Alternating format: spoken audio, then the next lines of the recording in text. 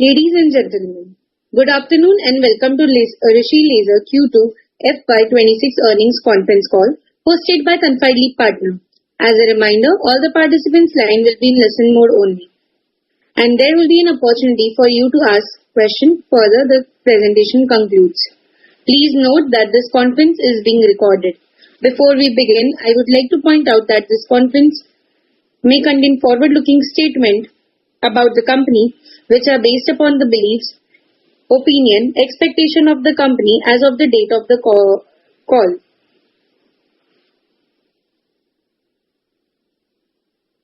These statements do not guarantee future performance of the company, and it may involve risks and uncertainties that are difficult to predict. Participants are requested to ask 2 to 3 questions at a flow so that everyone is entertained utilizing the management time. I would now like to hand over the floor to Mr. Rajneesh from Confide Lead Partner. Thank you, and over to you, Rajneesh. Thank you. Good day, ladies and gentlemen.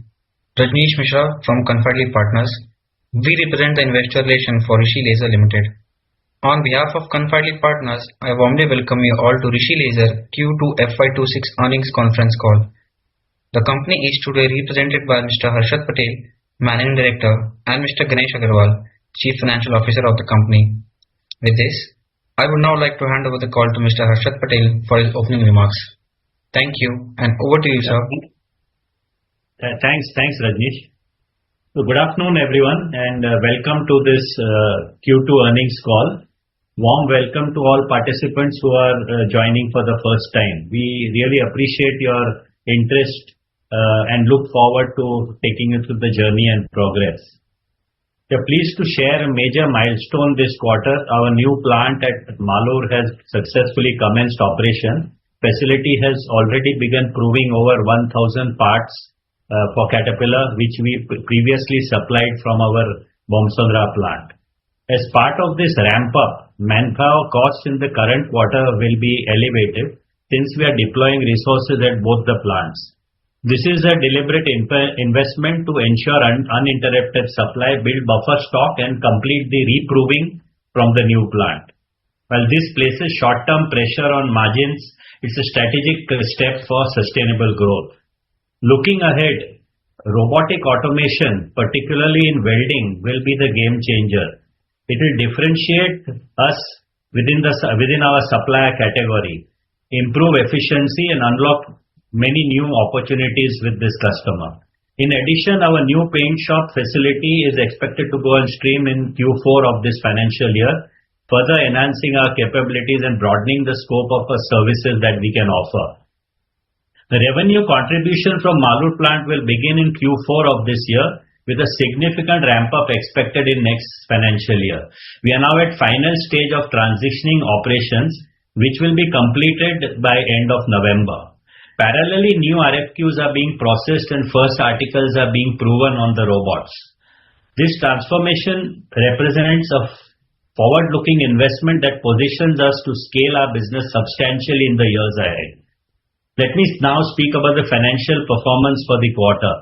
In Q2 26, revenue was at 42.9 crores as against 39.14 crores in Q2 25 and 41 crores in Q1 26. This was a marginal growth of 9.8% and 4.65% over the previous respective quarters.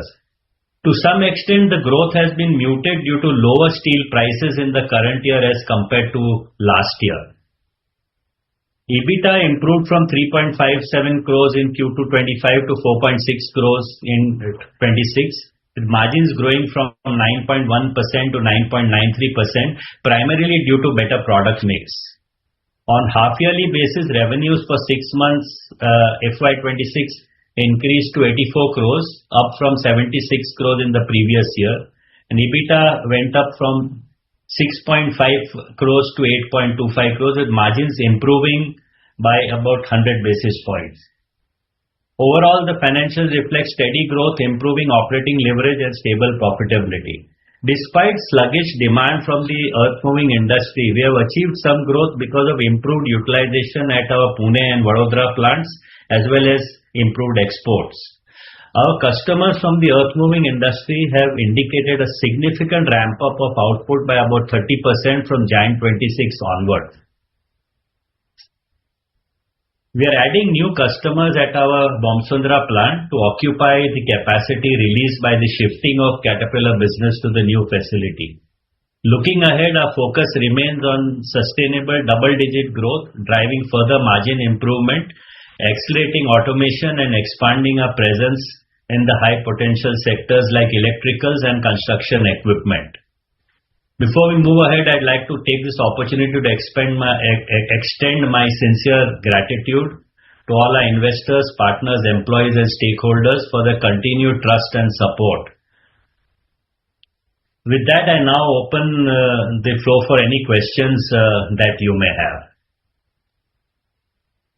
Participants are requested to raise their hands for the question. Also, one can raise their question in the Q&A box. Now, we have Mr. Guneet Singh. Sir, you may unmute and introduce yourself. Hi, I'm audible. Yes. So, our margins were before FY23 were about 4% or less, and currently they're at 9%. So, what is the reason for increase in margins from 4 to 9%? Yeah. Okay. Further, anything else?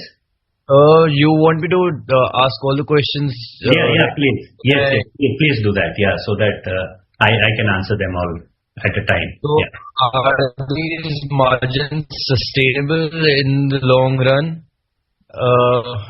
My next question would be, what is our current capacity and what is the revenue potential from our existing capacity, excluding the new Bangalore plant? And what is the current capacity utilization? And my third question would be about the Bangalore plant. So, at what level of revenues will the plant break even? And by when should revenue start flowing in from the Bangalore plant? And I would like to understand the ramping up of the plant. So, in FY26, what kind of revenue would be coming in from the Bangalore plant, and by FY27, and what should be the expected, since you mentioned that margins would be under pressure because of that, so what should be the expected loss from the Bangalore plant for the coming quarter or for the second half of FY26?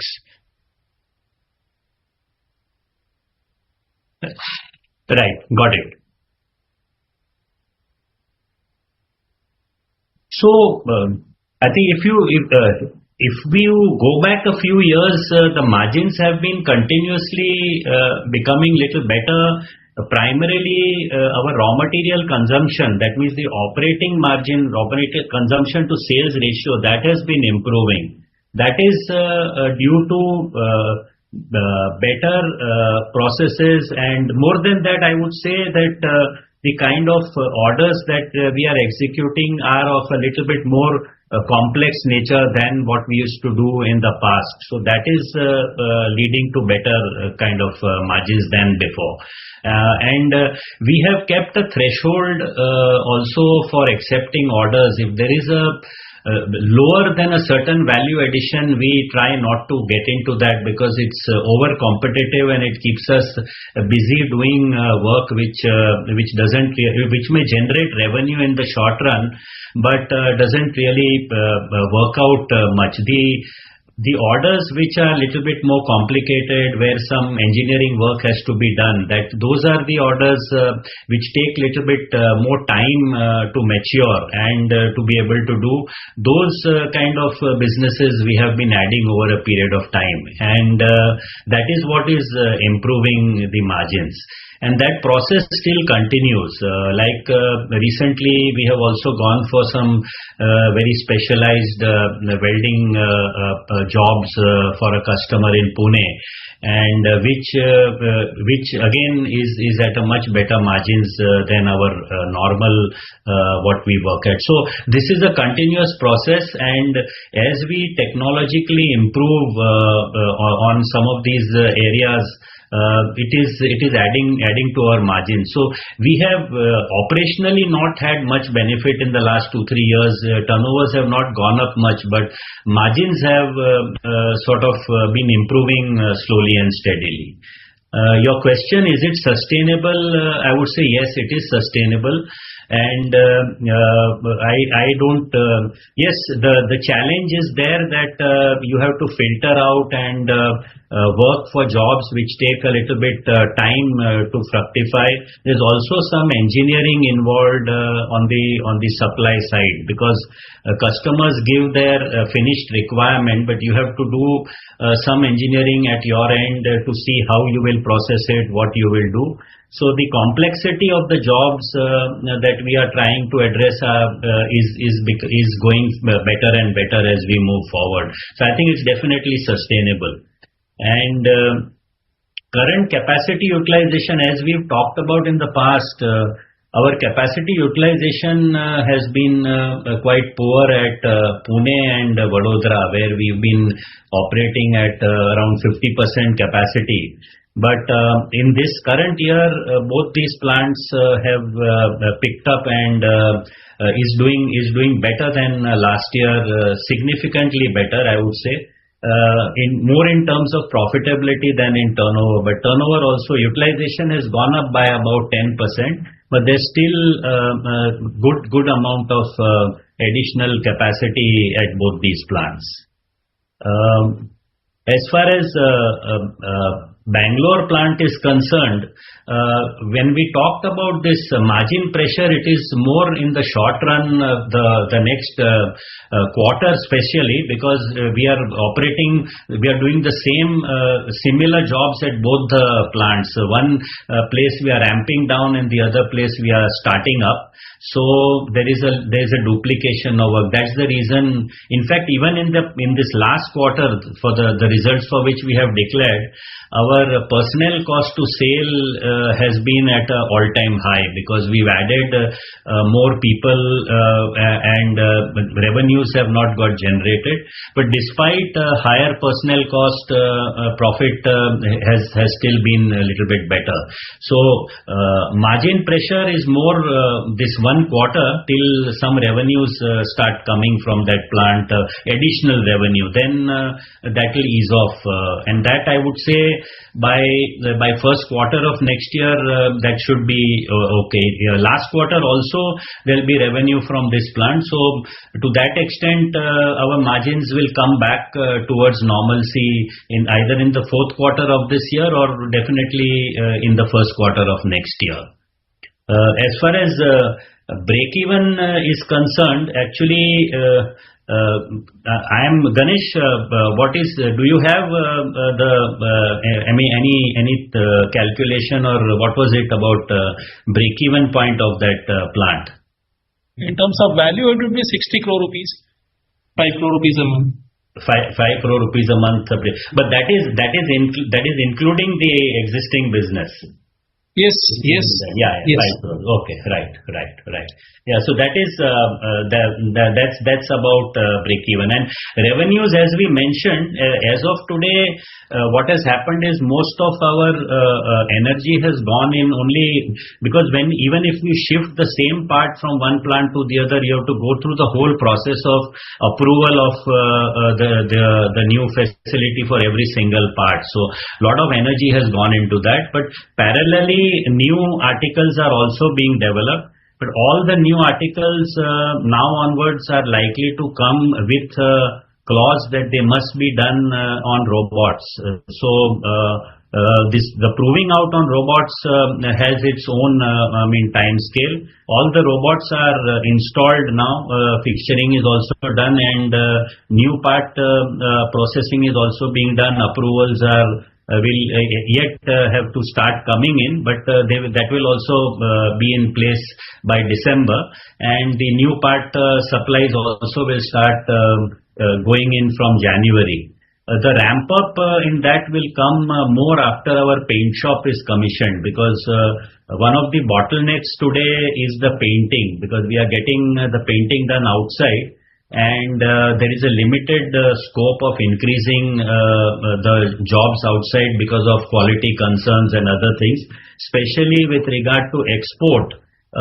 Customer is extremely strict about having all the work done within the same premises. So after the paint shop is commissioned, which is likely to be in the first quarter, after that, or rather the fourth quarter of this year, after that the ramping up will be fairly rapid from this plant. Okay, sir. So the new plant, will it lead to additional revenues, or is it that our existing operations would be shifted to the new plant, so it won't impact the revenues much, but just the margin profile? No, it will. So that's precisely what I was trying to convey. That is that only the existing business has been shifted. Additional revenue will start coming in from January, and that will significantly go up from the first quarter of next year, because by the time all the new part provings are done and paint shop is also in place. So in fourth quarter of this year there will be fresh additional revenue, and the first quarter of next year that will get ramped up because more additional export commitments and all those things will also start flowing out of that plant. Okay, so I mean, on top of the current revenue that we are doing, which is running at 60% utilization, so we will on top of that add another additional 100 crores of top line potential. Is that a fair understanding?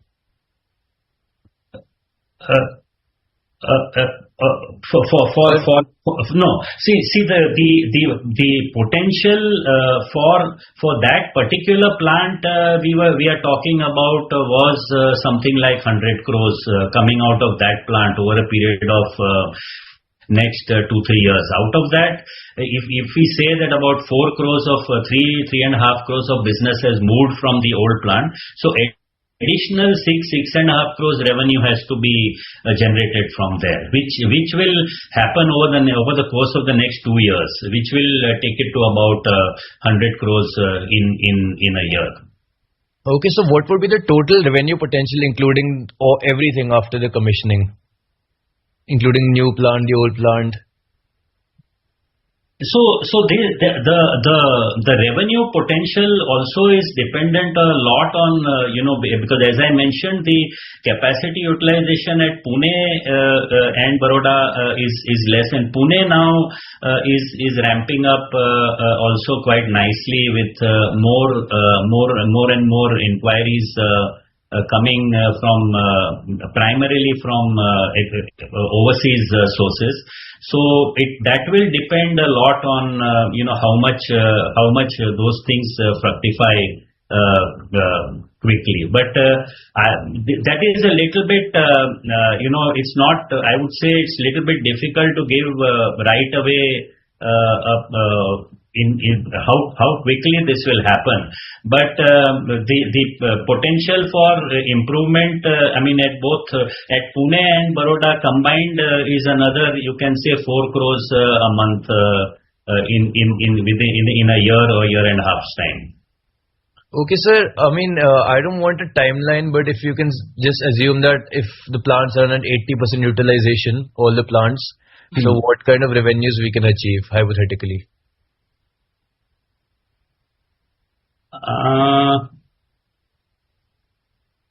Ganesh, what would that be with Pune and Baroda being in place as well? Including the new plant. Yeah, including the new plant. Yeah. At 80% utilization is 250 crore rupees. Okay, right. All right. Yeah.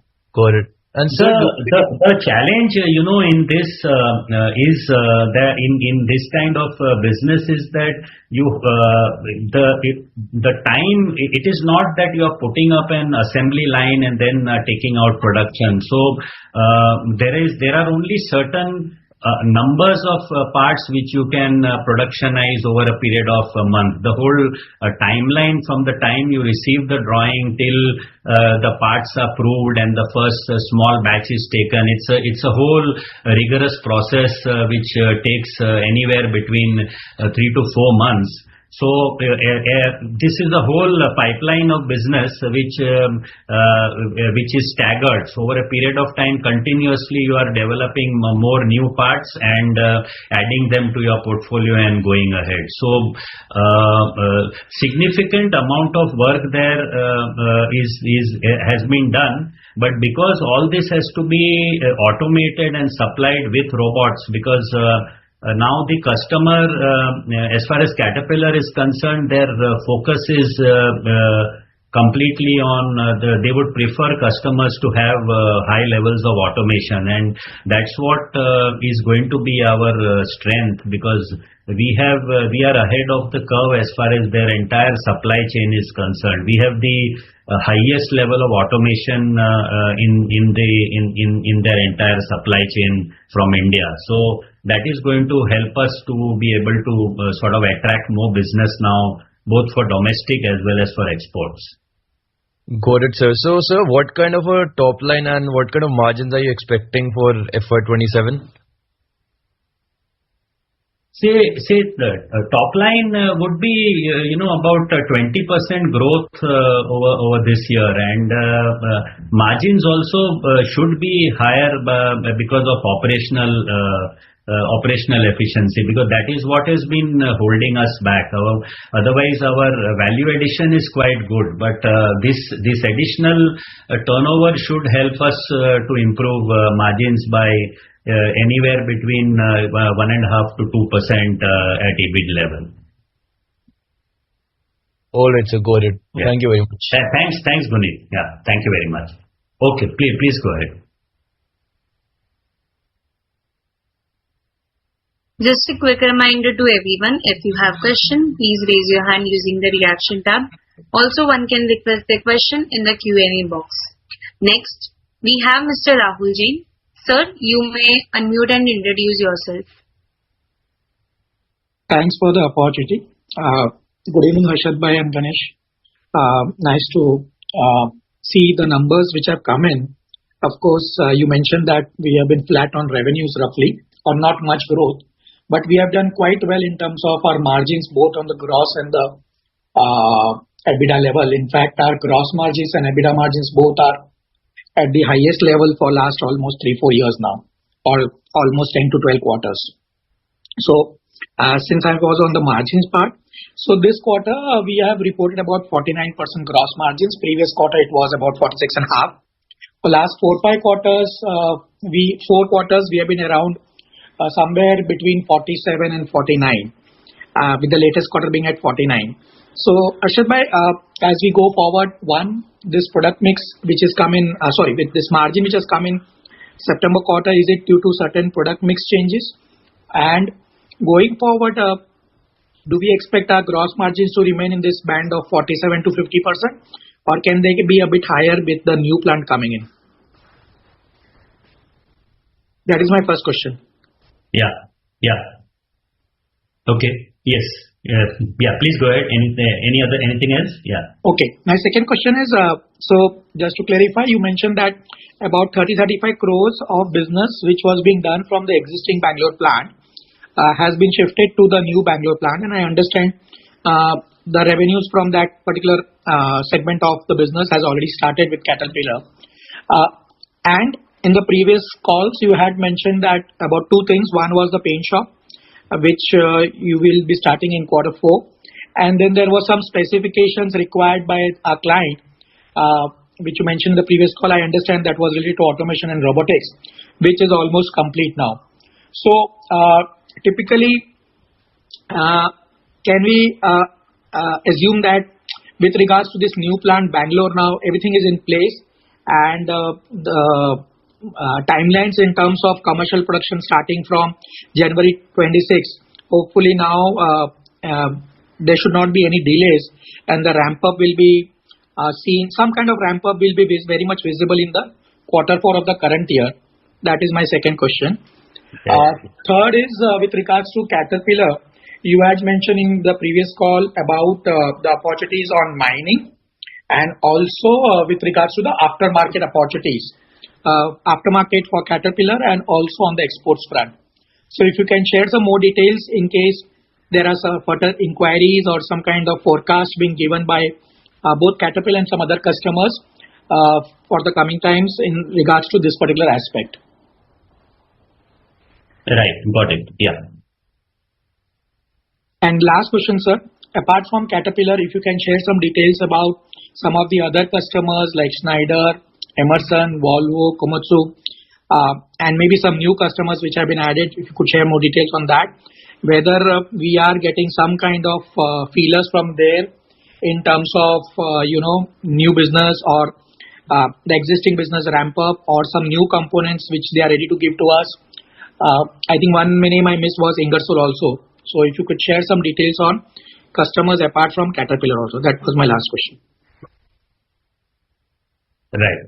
Got it. Thanks so much, Rahul.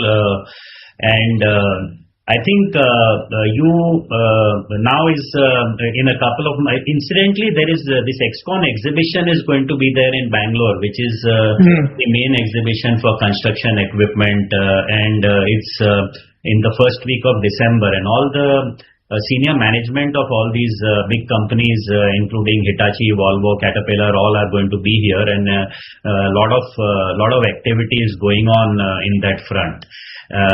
So there's a lot of excitement about generally about earth moving, mining, road building equipment traction, but there one will get a better idea about really what is happening. As I mentioned in my initial statement also, that customers are all ramping up now. They have given us indications that from January onwards, a significant improvement in offtake should be there, anywhere between 25 to 40% increase in volumes from the existing customers, including Volvo and couple of others also, who are all in this earth moving. So because that has been little sluggish. Monsoon months anyway are little slow, and this year the monsoons just carried on and on and on all over the country. So it has been quite slow right up to October. Things had not picked up, but now they are all very optimistic. So all of them are making the right noises as far as their requirements are likely to be there for the future. Margin wise, I would say that even if we maintain margins at this level, it should be good. Last year, I mean this quarter margins were better because of some product mix, especially at the Pune facility.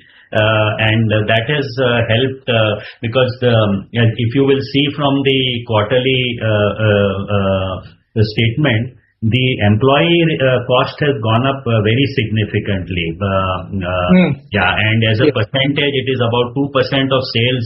It has gone up, and it's a little bit, as I mentioned, because of this additional cost of labor here, plus certain jobs, there was some additional cost which had to be incurred.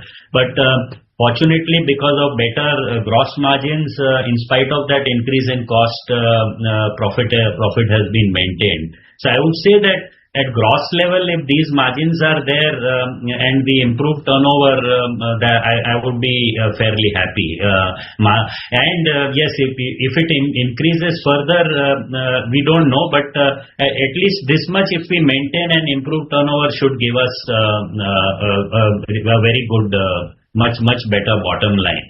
On automation front, we have already installed about 6 robots at the facility, and as I mentioned earlier, for our kind of business, which is low volume, unlike the automotive sector, which has very high volume, similar type of parts, where automation is much easier to do.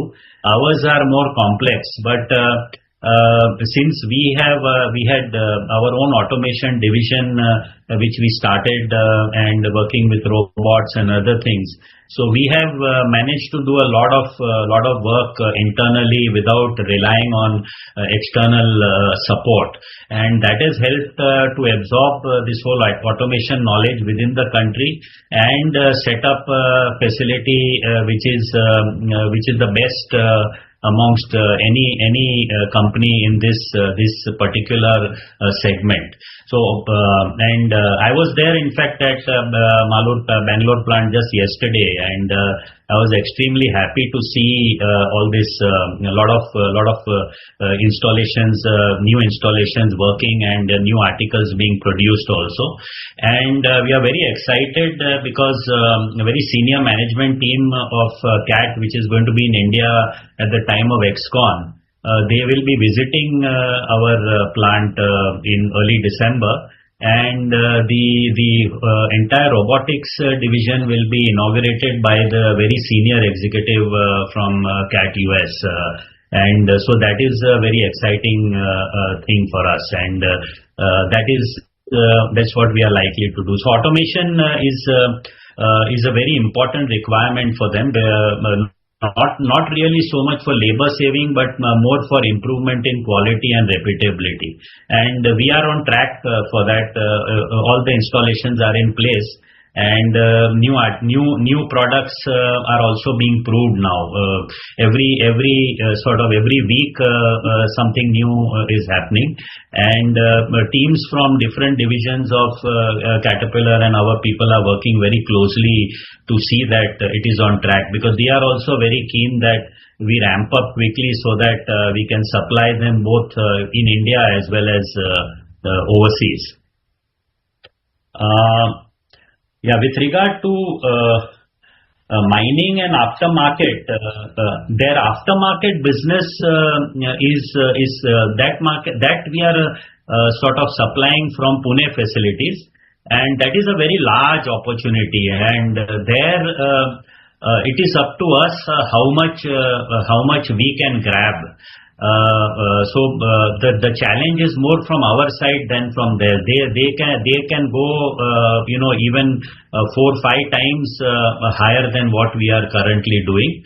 The challenge there is that in the aftermarket, by design, as you would know, the batches are much smaller. You are not producing for actual online production over a period of time. So large variety of components and very small batches. So the pro out and all these things, and getting it the first time to get it done, the more and more parts are added, that takes little time.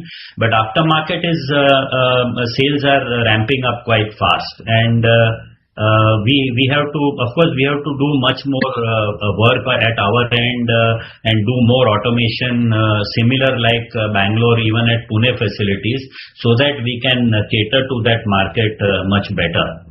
On the mining front, I think somehow in India, their mining equipment has not yet picked up the way it was expected so far, and they are also giving indication that it may happen only from first quarter of next year.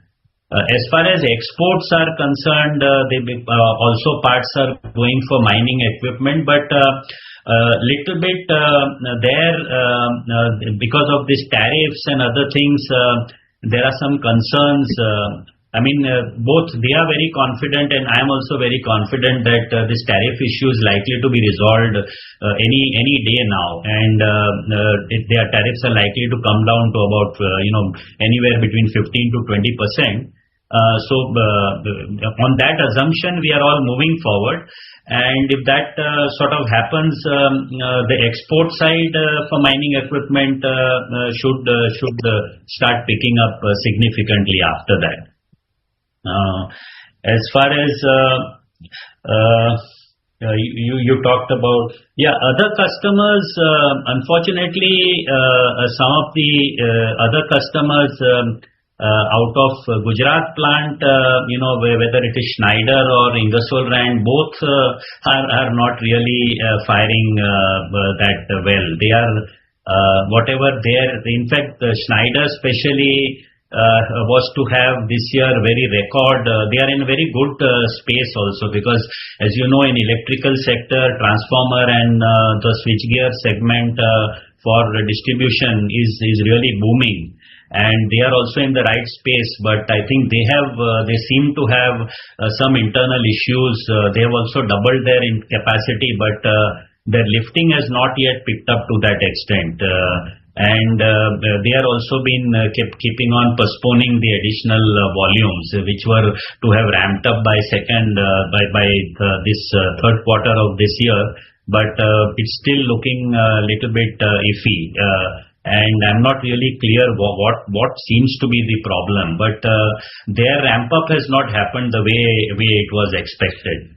Ingersoll Rand has recently just commissioned a new plant in Sanand. It was just about a few weeks back. That was also quite delayed, and with that they are going to sort of rationalize their product range. So the smaller compressors, all that will remain at the existing facilities, and the bigger ones which go into big steel plants and other big where the margins are much better, that will move to the new facility, and they'll be able to ramp up significantly. So going forward next year, I think Ingersoll Rand should have a very, very good growth coming from there once their new plant comes. I mean, it started, it's just inaugurated, but still work is it's not yet really fully yet operational. I think they are just a little bit going slow. I don't know why, but next year onwards they should be able to ramp up quite well. I missed out something, Rahul. What was that?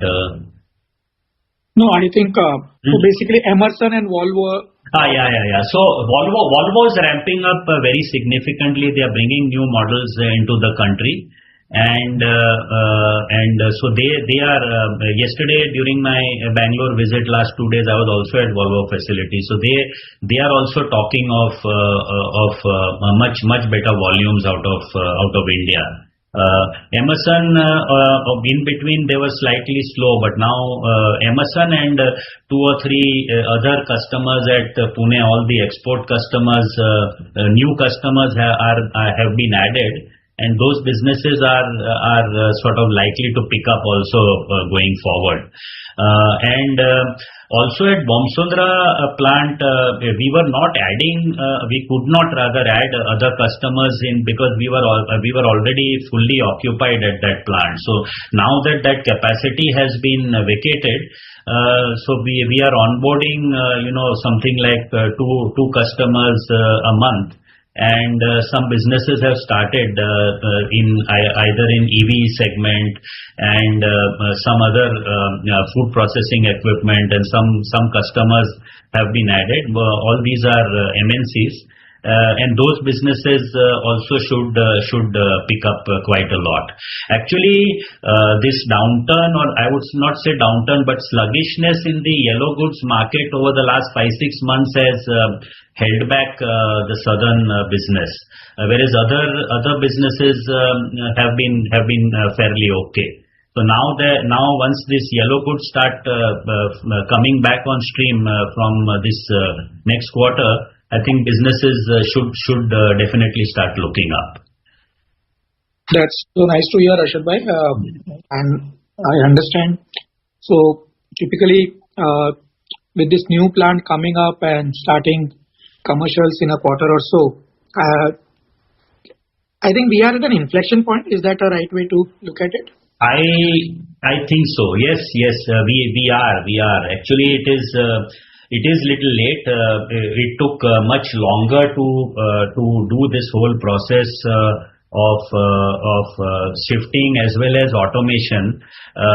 But when I benchmarked or later on when I started looking at how the automotive companies were going about it, I found that even even in large companies, these kind of projects are taking something like 6 months for it to get commissioned and on stream. So this proving out process is a little bit long. But we are now at the end of the tunnel. So yes, I would definitely think we are at an inflection point, and we should be able to do really good business going forward. So nice. Thanks, Harshad bhai, and thanks, Ganesh bhai. Thanks for the insights.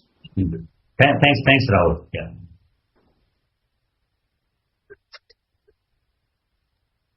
Just a quick reminder for everyone, if you have question, please raise your hand using the reaction tab. Also, one can ask question in the Q&A box. Next, we have Mr. Dhwanil Desai. Sir, you may unmute and introduce yourself. Hi, good afternoon, Harshad bhai and Ganesh sir.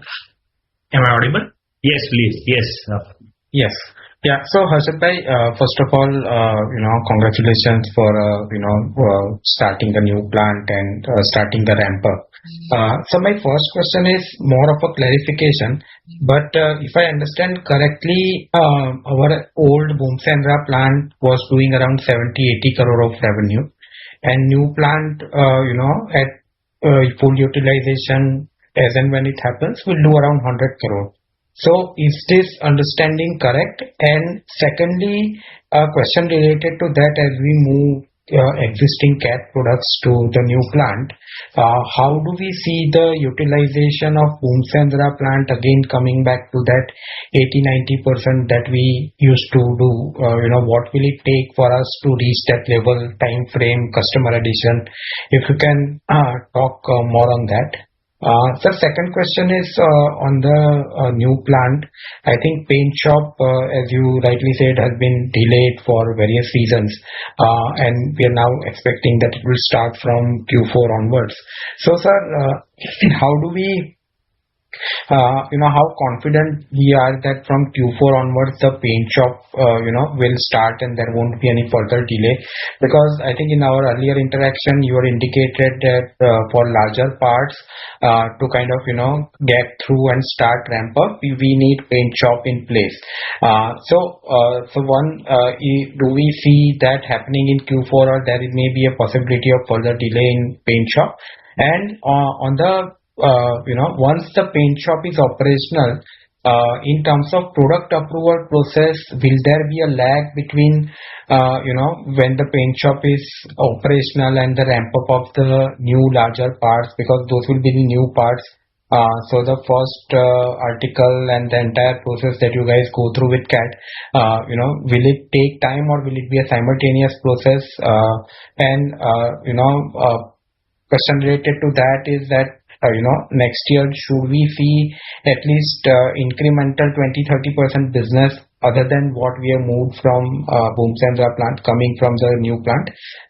That is my second question.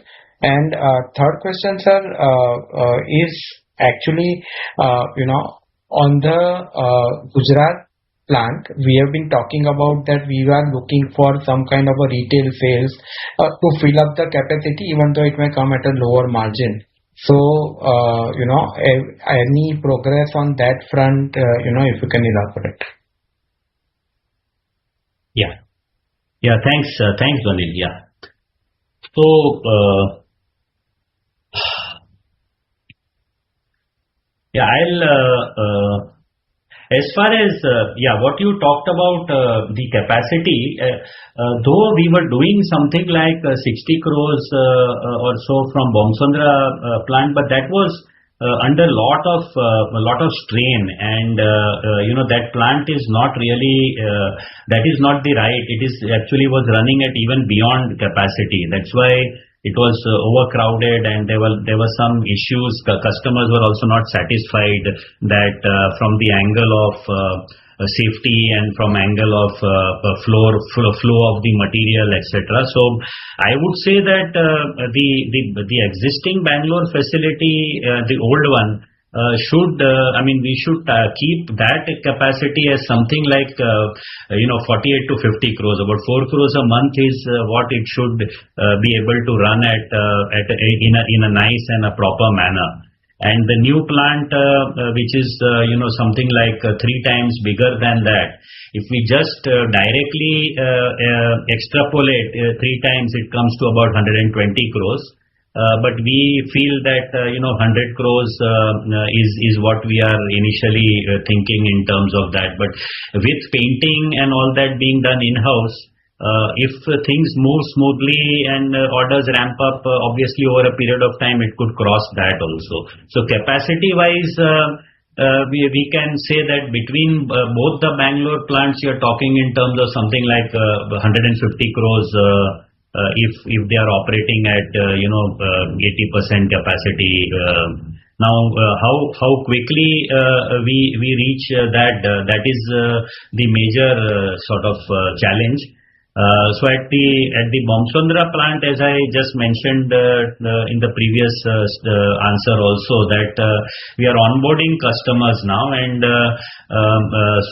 we feel that we should be able to reach those capacity levels, earlier capacity. Say now with this movement out from here of CAT business, that factory would be running at something like 40-45% capacity. The balance capacity we hope to get it filled up within the next year. So that and the new factory, both combined, should give us a growth of 25% at least in the south as compared to before. South not including Chennai, but I'm just talking of Bangalore itself. A paint shop, the biggest, highest amount. Two things took a lot of time. One was the signing off on what kind of paint shop is required, because this was all being tailor-made to see that not only we set up facilities for existing work being done, but also for the kind of work which may flow in the future. And the future work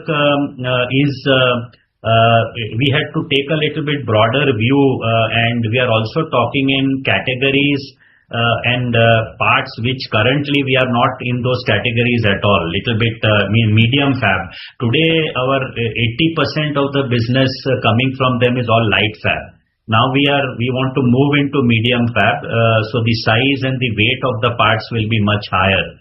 So the paint shop design and signing off by customer took little bit time, and the larger amount of time actually after that was unfortunately the government approval, because these paint facilities, once you put it is coming in red category under the pollution control laws.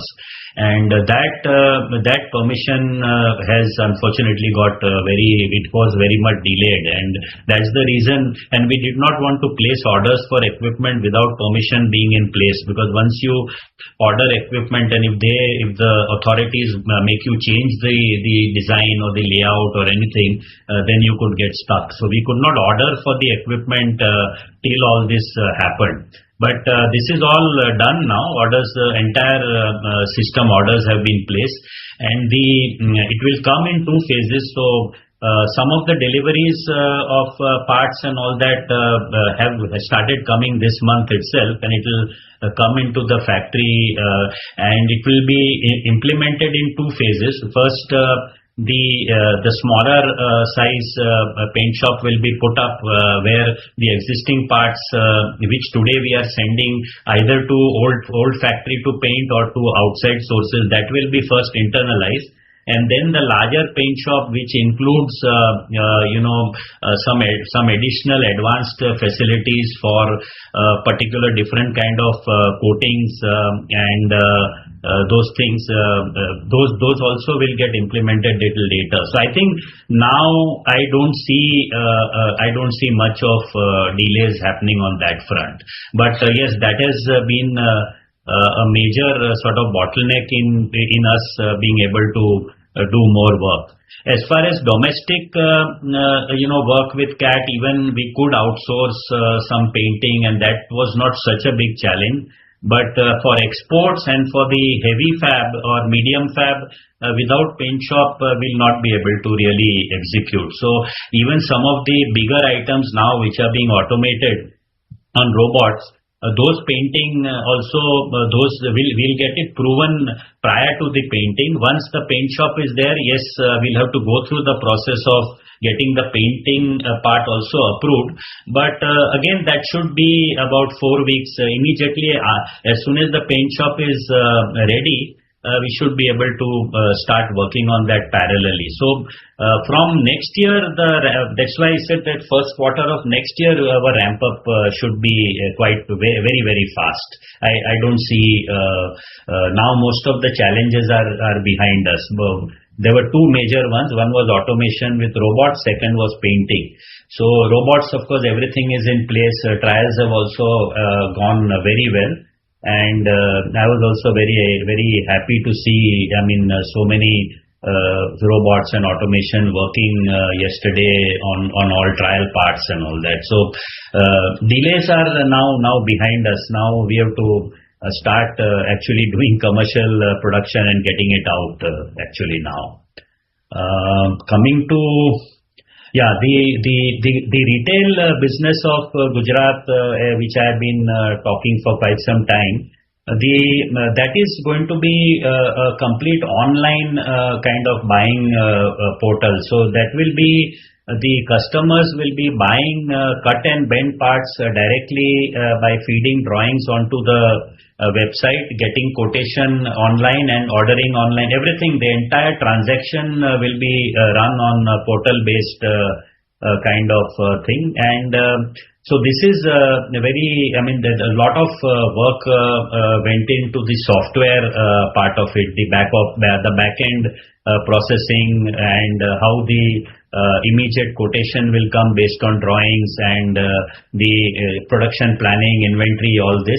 Even our equipment, unfortunately, some of the equipments were delayed there, but the real bottlenecks were more on the software implementation. But we have started trials. All these trial orders are being executed now, and by another 15 days or so, we will come online with full-fledged online portal ordering. So that also will get on stream. We are also participating in a couple of very big exhibitions now. The next one in December in Gandhinagar, and January in Bangalore, where also we will use those platforms to get this ordering platform online.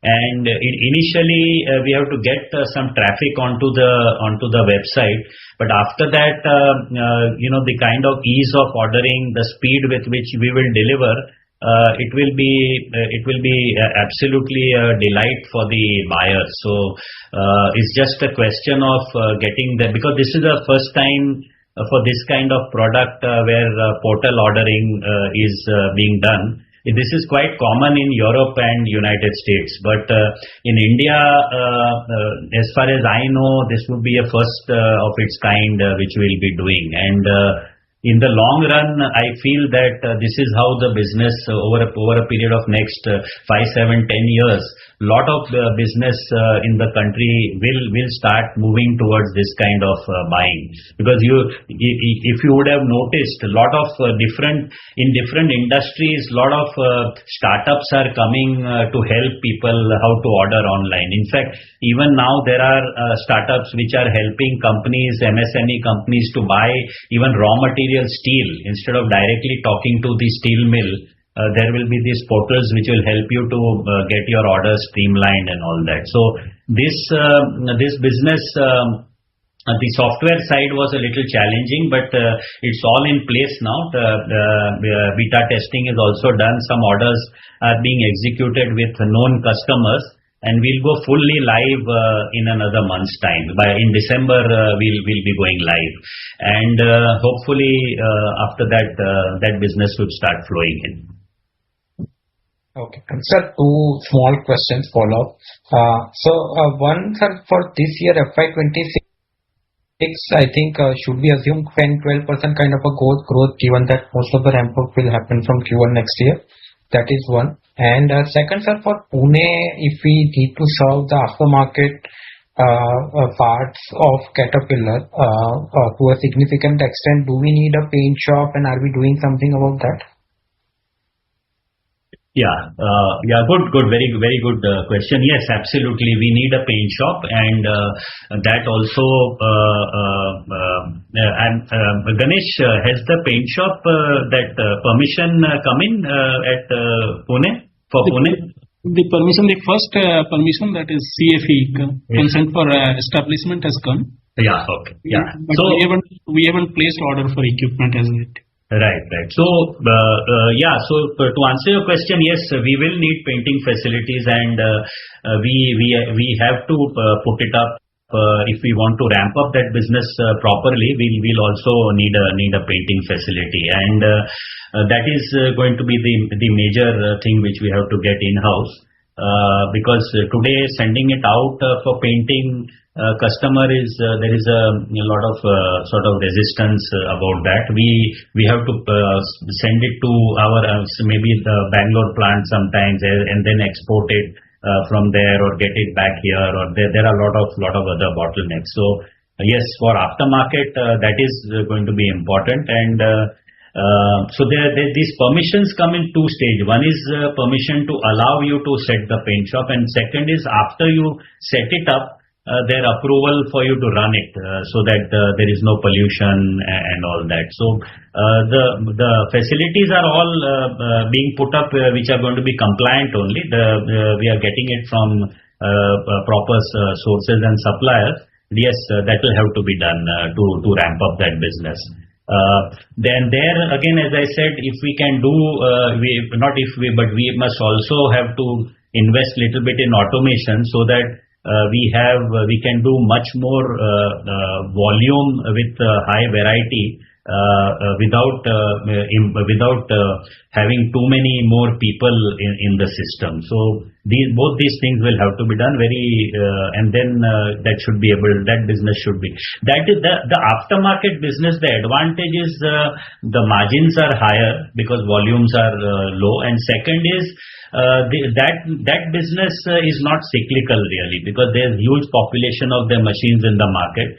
So unlike the main business of the earth moving industry, which is very cyclical, and they have very deep cycles, this aftermarket business is very steady, because that goes on irrespective of what the main business is. So that's how we are. So we'll have to address that.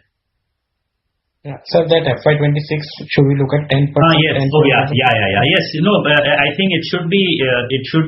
Yes. It'll be over 10%, and with only this maybe the third quarter slightly dip in margins, but fourth quarter onwards again margin also should be back on stream. So yes, we can see that much growth. And as I mentioned, because the steel prices in the current year are lower than last year, so to that extent your sales reflect slightly lower, even though the volume is higher, the rupee value is it's a deflated value actually. So that is probably also the reason maybe the margin also looks slightly better, because the sale, if it was at the old selling prices of higher steel, the sales would have been higher actually. Very useful, sir. Wish you all the best. Thanks so much. Thank you.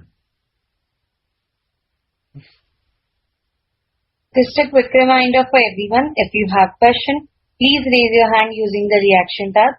Also, one can pose their question in the Q&A box. Next, we have Mr. Rahul Singhania. Sir, you may unmute and introduce yourself.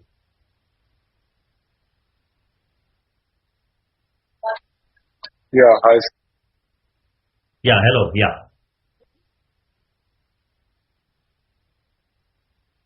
Yeah, please go ahead.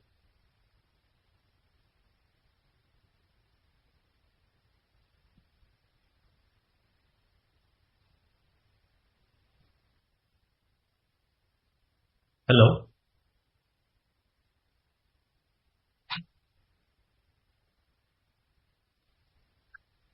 Hello.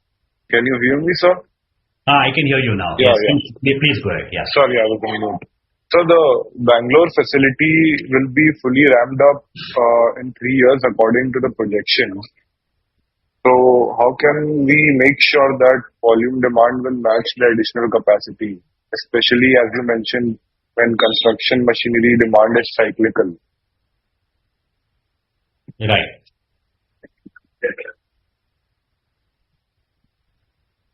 Yeah. Anything else? Yes, sir. One more thing I wanted to ask that we have diversification across 6 plants and 70 odd welders or so, Right. but this has not yet translated into market leadership or a significantly larger revenue base. So what has changed now to accelerate trajectory? Right. So, as far as capacity, how to see that capacity gets utilized, actually, in the commodity cycle is turning up, and so worldwide there is a very good expected demand for mining equipments and all these things. So that is the reason customers are very optimistic. Our customers are quite optimistic about demand in India also. I'm not very sure, how that is going to pan out, because, India, the last decade's experience has been that it's always been up and down, up and down. It has not been very consistent actually. Demand has been definitely gone up, but it goes up for a year or 2 years, and then again there is a lull. When you change the cycle from BS4 to BS5 and some transitioning happens and all these things. So Indian demand is going to depend quite a lot on the government spending on infra, on roads and all these things. So if that continues the way it has happened in the last 2 years, then I think domestic demand should continue. But my feeling is that for us to be able to fill up our capacities at Bangalore, we'll definitely have to get a good amount of orders from outside India. It's only then, only domestic market will, I don't see us being able to fill up that factory with domestic demand. So we'll have to start working more and more with, one is of course with Caterpillar, who's our number one customer, and we are already supplying directly also to their plants in the US. And earlier we started with one plant. Now we have 3 different plants where we supply to. And so that is the main anchor customer, but they will definitely have to look at other customers as well to be able to fill up that. So that is going to be very critical for us. But my confidence stems from the level that earlier we were hampered because of infrastructure within the company, the space and other things. Now that we have a good amount of infrastructure plus a high level of automation that we are doing, our capabilities, if we are able to work with Caterpillar, which is the number one company in its space in the whole world, and that has raised the company's capabilities to a very different level. So that is the reason it gives me little confidence that we should be able to work with other customers as well and fill this capacity. So bottom line is that we will need business from overseas to be able to fill up this capacity. I don't think domestic demand will be enough to take up this much additional business. That was about capacity and cyclical. Sorry, I missed out your second question, Rahul. Can you please repeat that? Yeah. So our diversification has not yet translated into market leadership Right. or a larger revenue base. Right. True. It's very accurate. Actually, what has happened is that we had a leadership position in the industry, from 2003 to 2012. We had a very good position in the industry, but after we ran into a lot of problems because of overcapacity and financial issues, etc. So we were sort of not in the market in various areas, and so after we have come back, which has happened very recently over the last 3 years, is when we are again trying to regain our space in the market. And now by design, we are not going in for a very high turnover kind of businesses. So we are looking at more and more a little bit challenging jobs where it takes a little bit more time, but you get better realizations, and those jobs are also more sticky. So this could involve when we come to welding now, for example. We were earlier mostly about 90% plus work was all carbon steel. Now we are doing more work with stainless steel. We are also starting to work with aluminium in the EV space. And we recently have started talking to L&T for working welding with Inconel materials also. So we are doing on the welding side two things. One is automation. Second, so we want to automate more and more welding so we can get better quality and repeatability. Second is that we also have now some consultants in place who are helping us to get into little bit more challenging areas of welding and improve. So our position is improving year by year. But yes, we will not be, our turnovers are not, we will not be in a space where, we will ramp up even in the yellow goods, to something like 300-400 crores, which also is an opportunity, which is being addressed actually by some of the other players in the industry. But that is not, that boat has sailed actually as far as we are concerned. So we are not doing many of the parts like buckets and some of the low value added parts in the earth moving industry. But as against that, we recently also added one customer in Pune, an American company which is making some road making equipment, which required, it's a German company, which for the first time they are making those components outside of Germany because those machines were being made for India. And now our first part for that equipment is also being sent to Germany for trials. And if that gets approved, we'll export the same part to Germany as well. So these are the kind of projects on which we are trying to focus much more. So those things generate, turnover, annual turnovers of anywhere between, 3 to 5 crores. But they are very sticky in terms of continuous business. And once the original challenge of getting the quality and all those things approved, they give you much better margins and they are much more sticky. So that is the kind of path we want to follow, and I think that is working out okay. One more area which we used to be very strong was in the metros and that place again where we had vacated. We are again trying to strengthen our position there. As of today, we are doing very small amount of work in that space of metros and railways. But now we want to try and work little harder to see whether we can get some new sort of items from there which are little complicated to produce and make, and so that's the area, another new area which we are working on. So we are trying to go in a little different manner, and that is definitely going to work. One another good development is that Europe has now become very, very expensive to manufacture anything. So they are all struggling, to find ways to get out of there and get stuff made outside, either to transfer the whole manufacturing or to source components.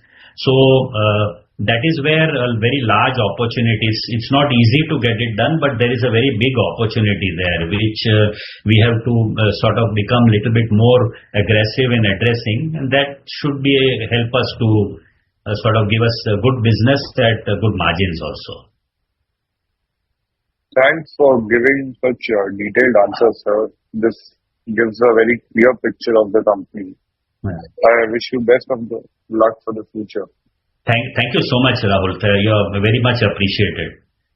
Thank you, sir.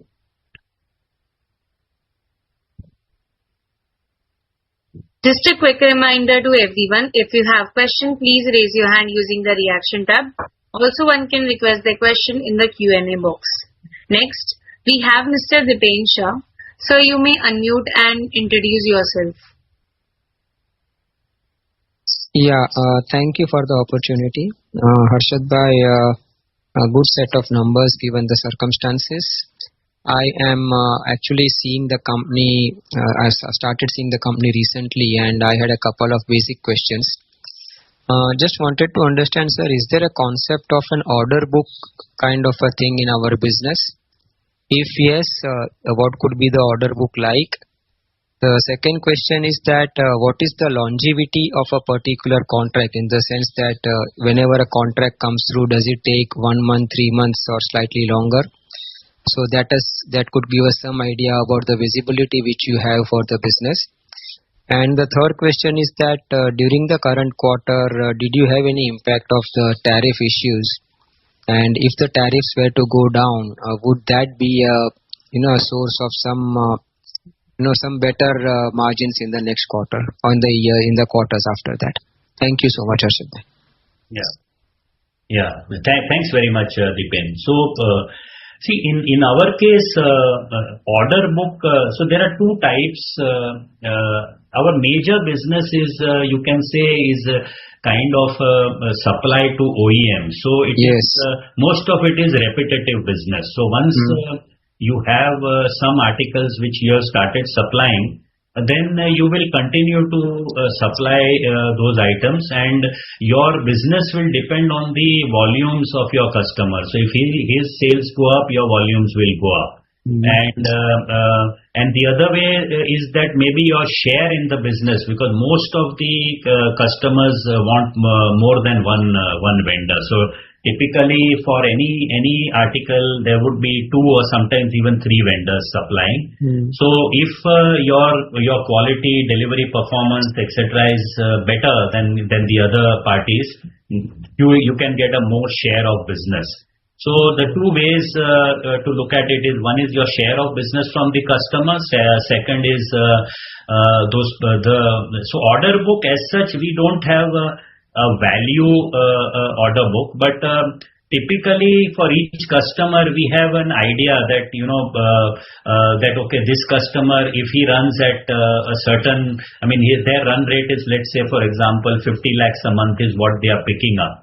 If their volume ramps up by 10%, that 50 could go to 55 lakhs or whatever, or if it goes down, it could go down to 40 lakhs. So this and within the year there will be some ups and downs of months, because these being all parts of capital goods, it is a little bit lumpy also sometimes.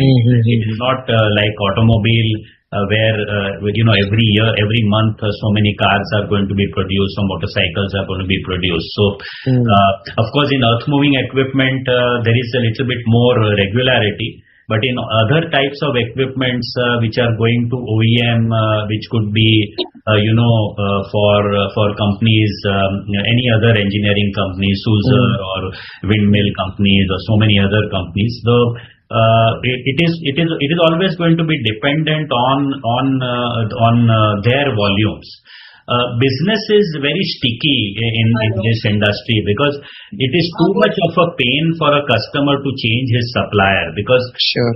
they have to go through a lot of headache. So unless you really goof up with a company on quality or on some other parameter, by and large customers tend to stick with you. To get into the company is a little difficult, but once you get in and you are smoothly delivering to your customer, they do tend to sort of stick around with you. It is somebody cannot just come and say that, oh, I will give you this, I have a new factory or I have better facilities or I'll give you 10% cheaper. A buyer is not going to, he may use that as a stick to, try to pressure you into price reduction, but he's not likely to sort of move away from you. So business is fairly sticky in the industry, which is a good thing.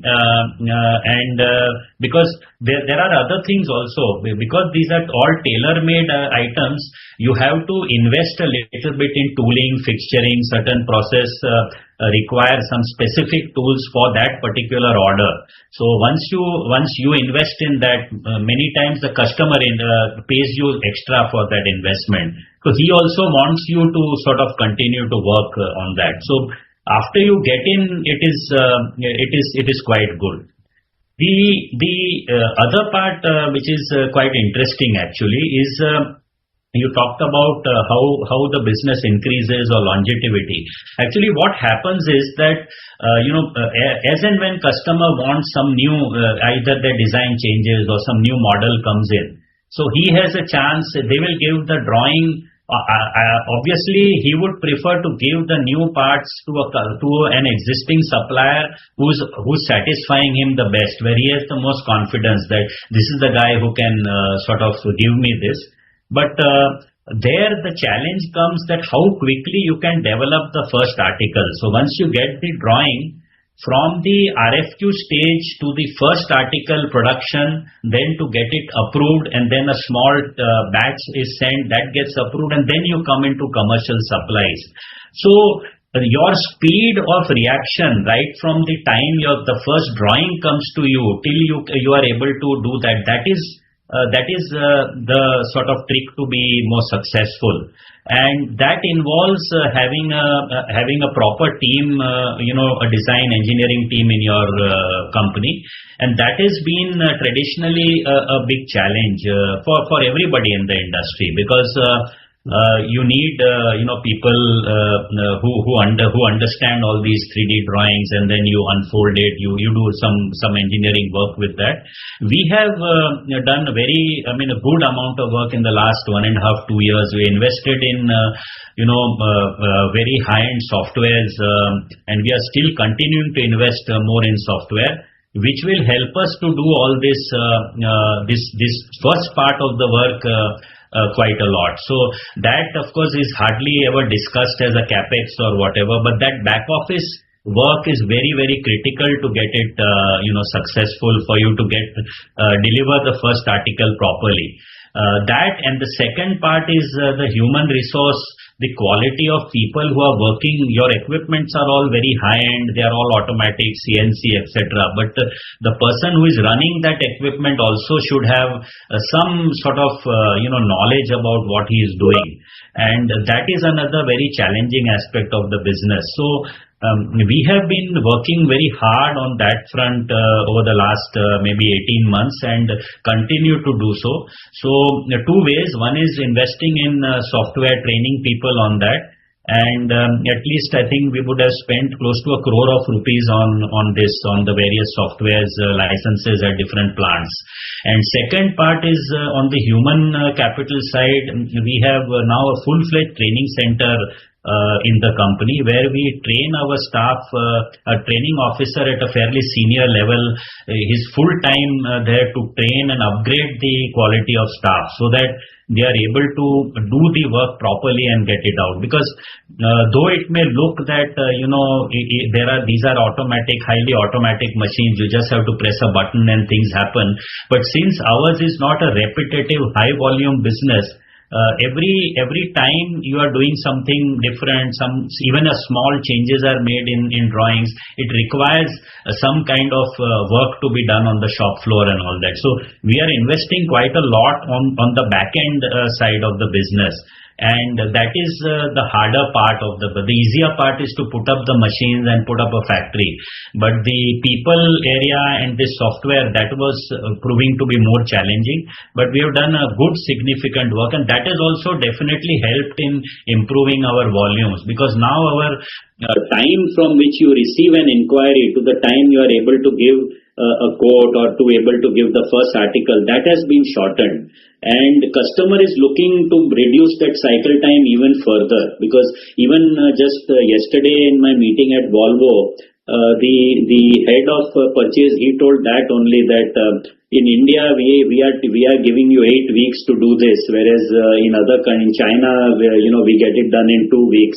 So why can't you all bring it down to 4 weeks? And he was absolutely right in demanding this. So I think those challenges we have to address, and that will improve customer satisfaction to a great extent, and then the business will flow more.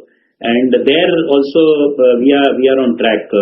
Especially a very good amount of good work has been done at Pune facilities on this front. And that is what is giving better sort of response to especially the foreign customers are much more demanding, because typically in India, we are over busy doing things and we don't quickly respond. We don't give even the quotation sometimes takes 7 days to give, because so much of drawings have to be read. So there we are investing in automation, software, all these things. So that part is also helping to sort of improve the pipeline of the more RFQs you are able to handle, the more business you will be able to do.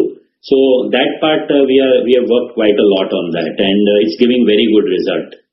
Now coming to tariff, actually tariff has not impacted us in any way directly. Means any orders which were in place have not been affected, but additional business which was being targeted is slightly, again there all the engineering side work, approvals, all that is going on, but the business is not likely, business may get hampered if the tariff is not reduced. So tariff reduction is going to be little important for us also going forward. But all the indications I'm getting from overseas as well as in India is that this will happen very, very quickly. In a very short period of time. And you would have seen that even Reliance has just announced that they'll stop using any Russian oil for the refinery. So India is taking all the steps to see that the great Donald is very satisfied and he reduces the tariff on India. So that's about tariffs, Dipen.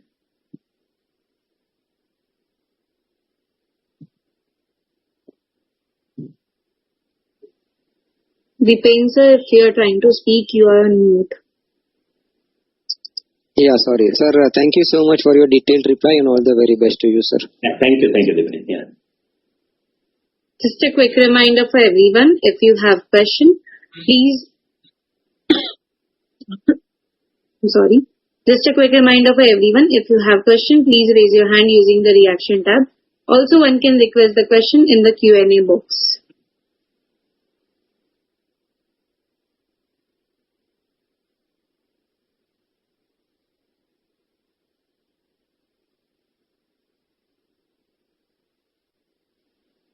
We believe there are no further questions from anyone. Would like to hand over the call to Mr. Rajneesh for the Q&A box.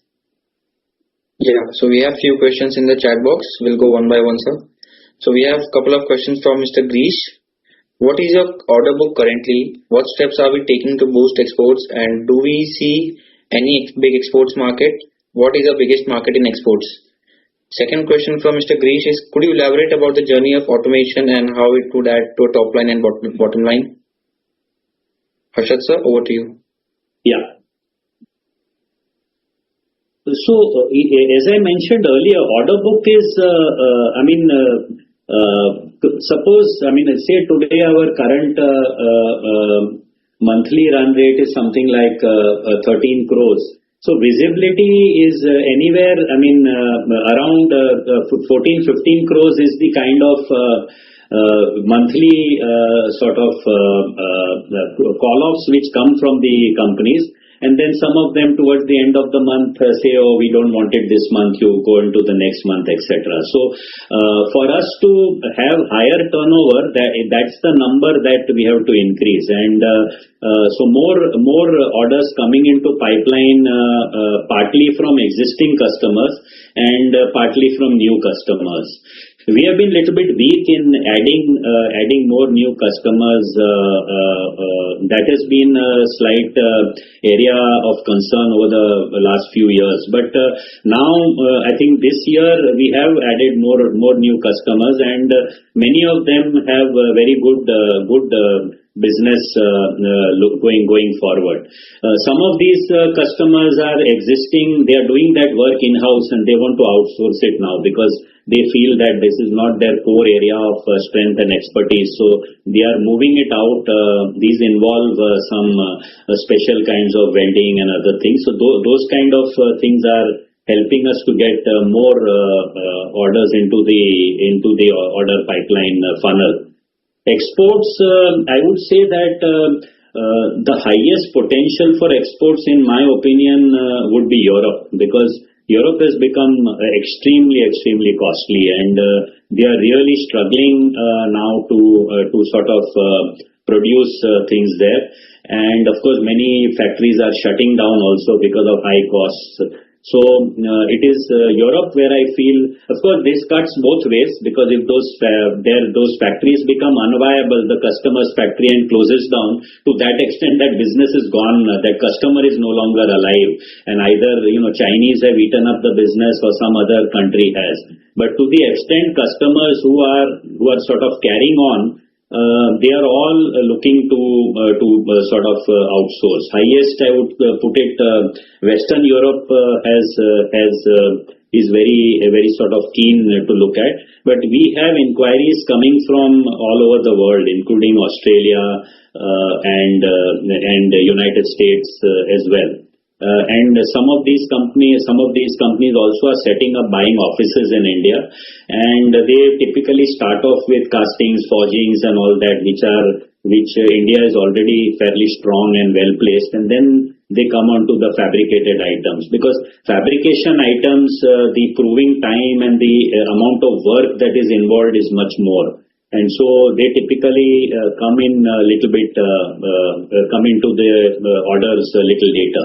But that is happening as we speak, and it should continue to increase according to me. But it has been a little longer journey there also than what we expected. But it's moving on the right track.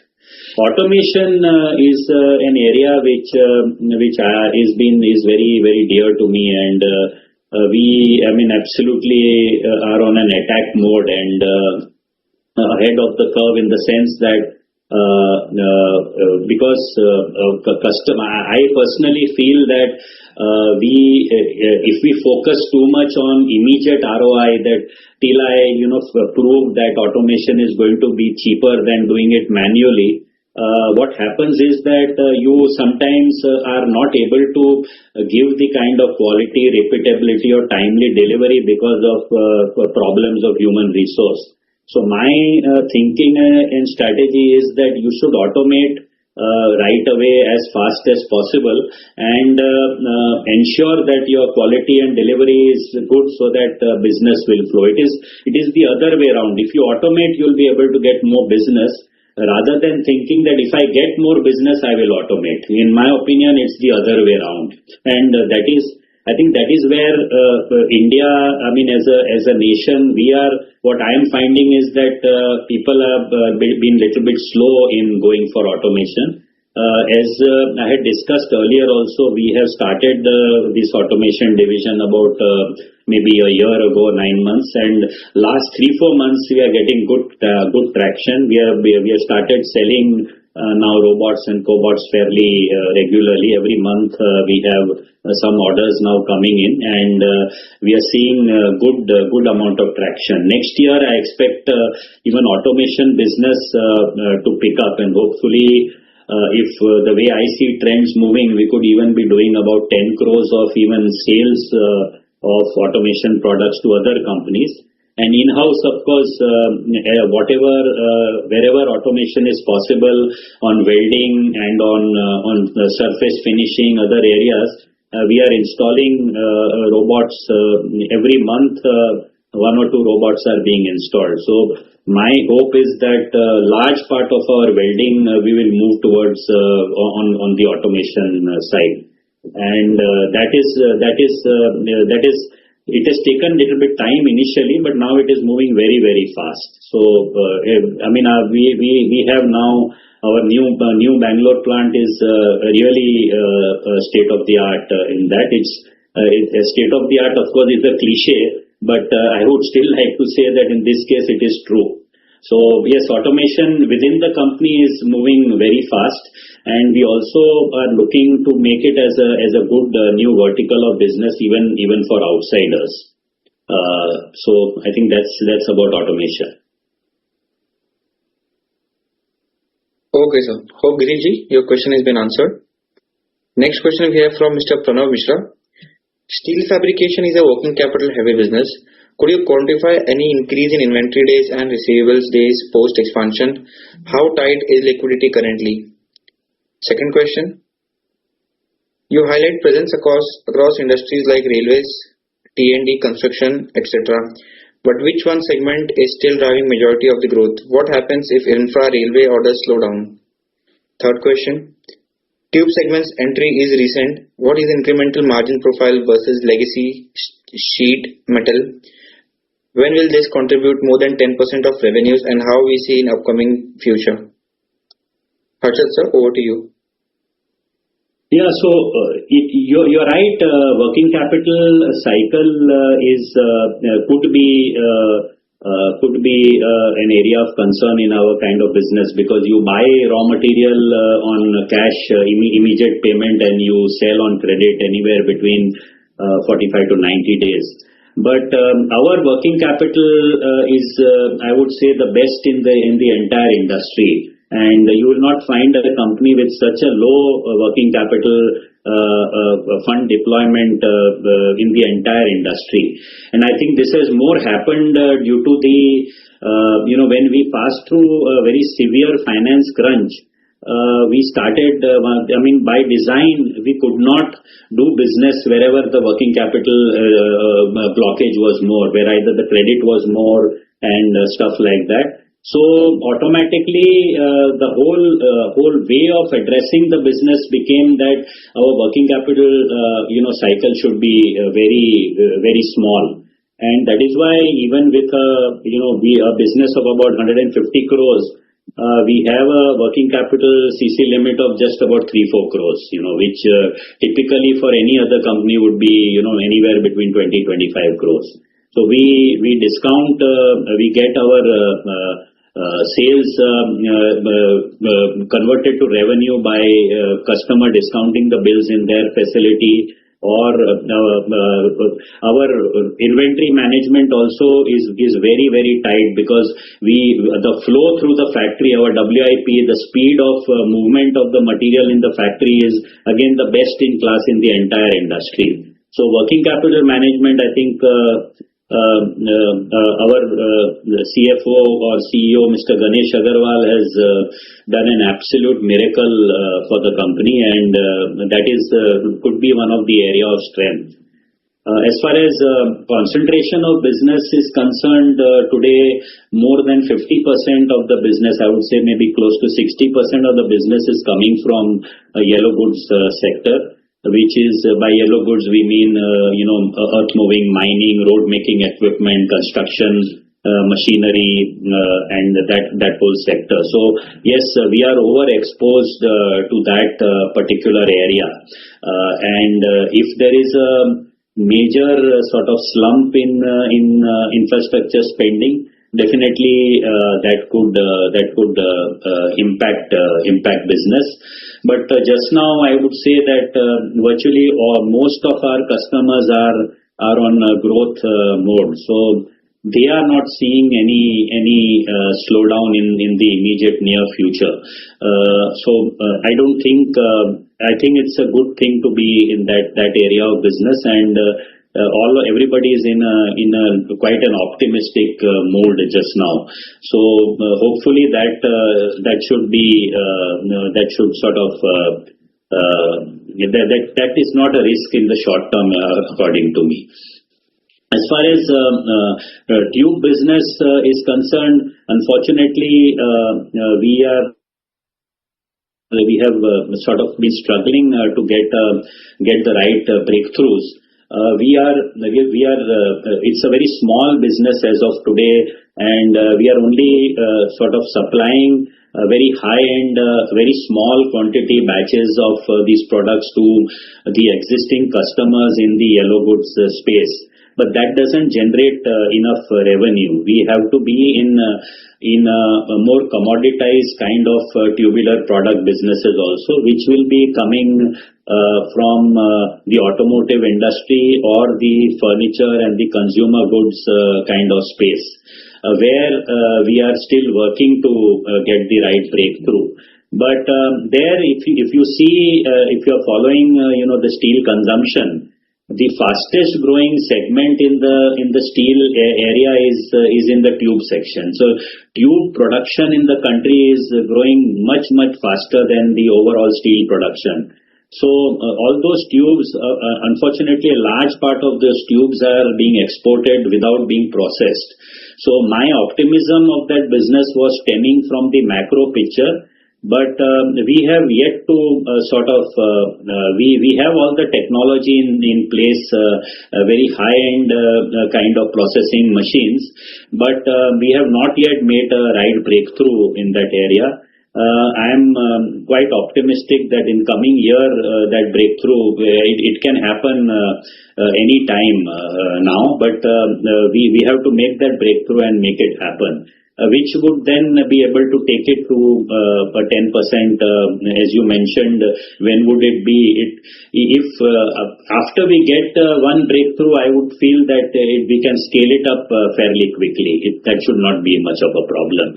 But the right breakthroughs are not yet in place. So that's about the tube business. So Pranavji, your question has been answered. Next, we have Mr. Jayesh Shah. We have a couple of questions from him. The new Bangalore plant requires rupees 15 crore capex and is expected to add 100 crore over 4 years.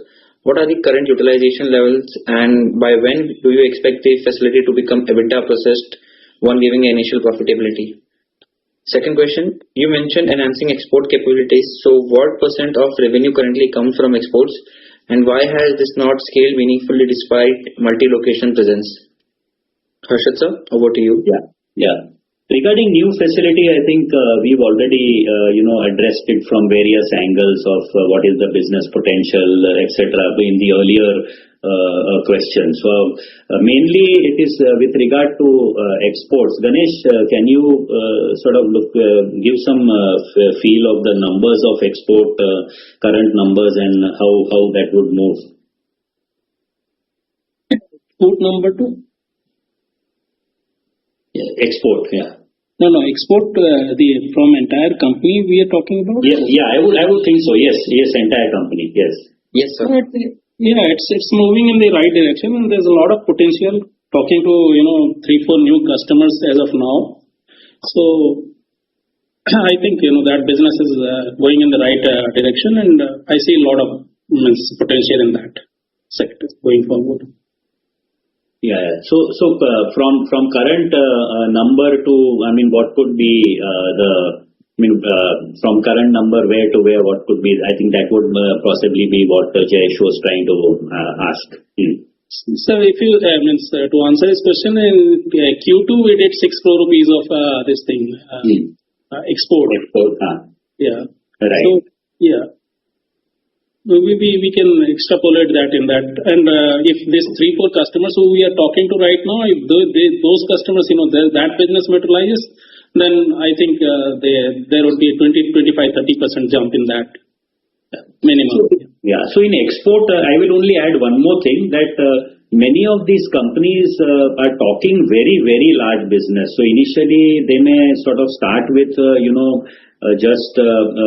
maybe a small $100,000 kind of thing. But they are giving indications that if some of these things fall in place, it could be very large business. And some of these items that we are looking at are from very different industries which we have not worked with in the past also. So those are the kind of inquiries which are coming.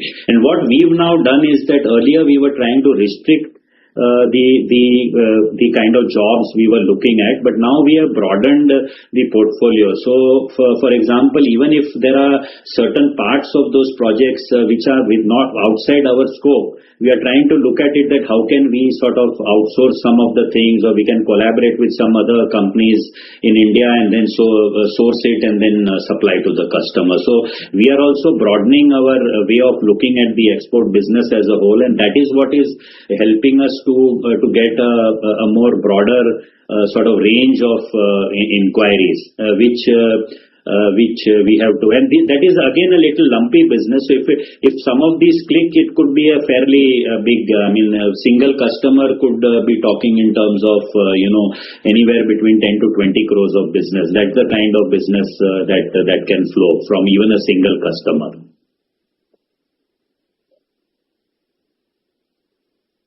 Hope Jayeshi, your question has been answered. Next we have Mr. Anshul Jain. You are now entering a scale-up phase with automation, new segments and export ambition. Do we have the right professional leadership layer, chief operating officer, business heads to accelerate the growth? Over 3 decades, the company has been led largely by the same leadership team.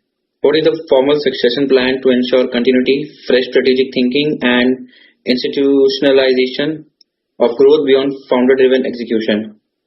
Third question, with defense, renewables and export supply chain shift accelerating, which new industries, vertical example, aerospace, defense fabrication, turbine structures are in serious qualification pipeline today, and what revenue do we expect from them by FY28? Harshad sir, over to you. Yeah. So yeah, very good question. This is the biggest area of challenge for the company, and for generally also for all companies and general industry, and also obviously for us. And post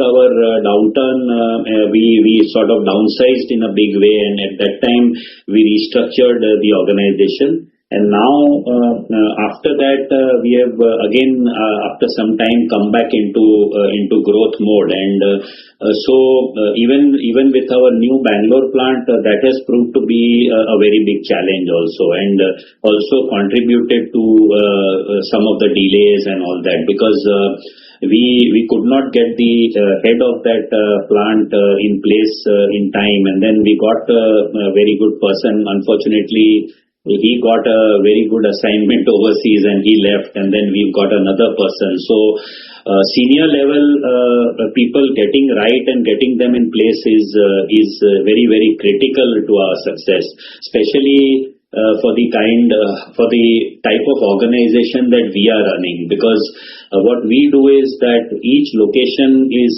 run by a business head who is responsible for, he's a profit center, and he's responsible for the P&L of that location. And therefore getting that person right and stable is quite critical. And some of our senior staff have either retired or left us in the last 8 or 10 years. And some replacements have worked out, some have not. And that is an area we are still working on even as we speak, and we have to do some work there. As far as founder-driven strategy is concerned, see, we are today at a stage where my role in the company is not really much in running the company as much as in looking at the future direction of the company. So I am mainly involved more in strategy and in technology and in trying to sort of decide the path on which we are going. And that's why we have focused so much more on automation, on robotics, because robotics is an area, a business of the future, in my opinion. And that's the area that I am sort of concentrating on. Otherwise, we have a reasonably, I would say, quite a strong senior management team in place. But that is to be more strengthened. Our HR function as a whole is not yet up to the mark. It's quite weak. And specifically on manufacturing side, we are quite strong. But design development also, we are still sort of working in place. So organization definitely needs to be strengthened. And at the senior level, some more people have to come in. And then, I mean, it will be in place for the kind of size of the company and what we are planning. I think that should be in place. The replacement, obviously, for the founder is a bit of a challenge, and I mean that's something that we have not yet clearly addressed. But I mean that's a role that will have to be played by somebody else in the future. But that is not yet 100% clear, what it is. But the management team is by and large in place and it is being strengthened. But yes, that is an area where there is a gap, and that gap needs to be worked on. That is my personal area of focus is that to see that is strengthened, because that is what is going to drive the business, So from marketing area and marketing angle and some of the other sort of leadership challenges. But fortunately now most of our business heads are in place. Some more addition has to be done, and that should be okay. At least over the short run of 3 years, according to me.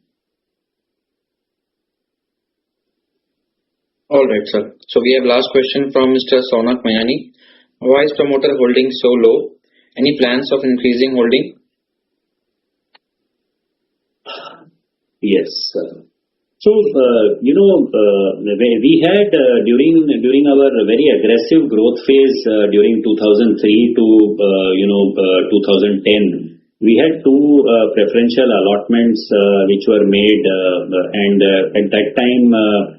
Management had not participated, and that's what had brought to start with itself. The holding has not been very large, but because of those two dilutions, the holding has come down to this level, and it has remained sort of constant at this level. And we have not increased that holding, and neither I see any short-term, any possibility for that.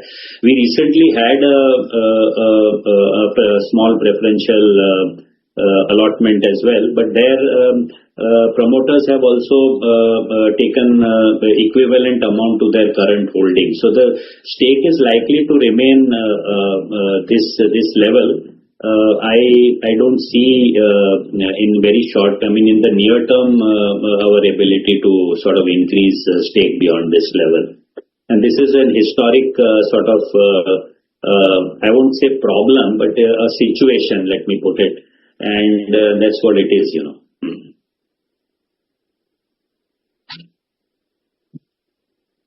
Thank you, sir. There are no further questions from anyone. Would like the management to give the concluding remarks. Well, this was a very long and I hope fruitful. It lasted much more, and I'm really happy that some of you all have taken so much time to try and understand what the company is doing. I would urge some of you, if you all have time, to sometime visit our new facilities and see in reality what is being done there. It will be quite interesting and exciting.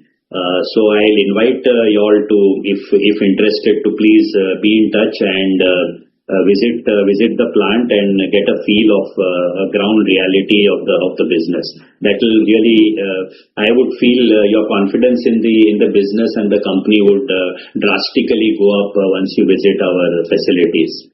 So thanks once again for taking the time out and talking to me. Thank you for joining Rishi Laser Q2 FY26 conference call hosted by Confide Lead Partners. Participants may sign off.